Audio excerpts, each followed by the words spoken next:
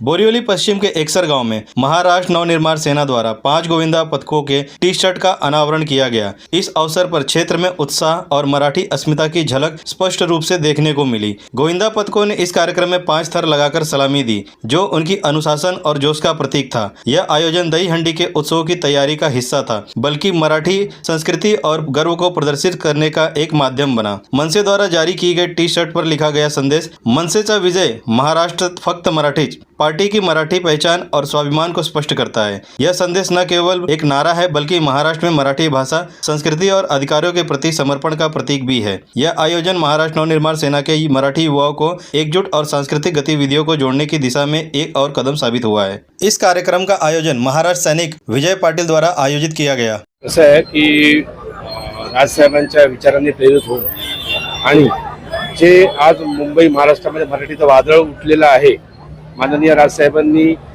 मराठीच्या वादळावरती जी प्रमुख आणि कणखर भूमिका घेतलेली आहे, त्यांना प्रेरित होऊन विजयनी आज मनसेत प्रवेश घेतला। भाजपचा एक पदाधिकारी मनसेत आला, सरकारमध्ये असताना तो मनसेत होता फक्त मराठी विषयासाठी। ही कट्टरता मराठी माणसांनी जागृत केली आणि जागृत झालेली आहे। मला वाटतं महाराष्ट्रात पूर्ण जागृत झालेली आहे, हे तुम्ही बघा। आणि ह्याच उद्देशाने आज इथे जे दहीहंडी पथकांना विजयनी जे टी शर्टचं वाटप करतोय, याचं आज अनावरण केलं आम्ही। 16 तारखेला इथे हंडी लागणार आहे, तेव्हा बघू।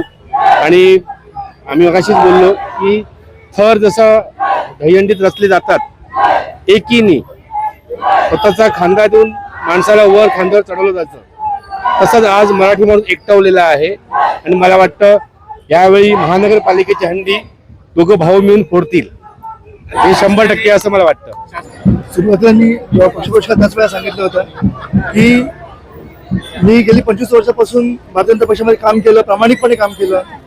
त्यानंतर आता मनसेमध्ये मला यायची खूप इच्छा होती आधीपासून, आणि मला यायचा जो योग आज परमेश्वराने इथे दिला, इथवर मला आणलं। आता मी नक्की सोनं करून दाखवेन, प्रामाणिकपणे काम करेन। आपले नयनभाई आहेत, कुणालभाई आहेत, या सर्वांच्या नेतृत्वाखाली आणि सर्वांच्या टीम एकत्र घेऊन मी काम करेन प्रामाणिकपणे, एक आश्वासन देतो। महत्वाचं म्हणजे टी शर्ट जे वाटप करण्यात आले त्याच्या मागे एक उल्लेख करण्यात आला, काय ते नेमकं त्याच्यावर जो उल्लेख केला आहे त्या टी शर्टवर आपण लिहिलेलं आहे की मुंबईमध्ये फक्त मराठीच।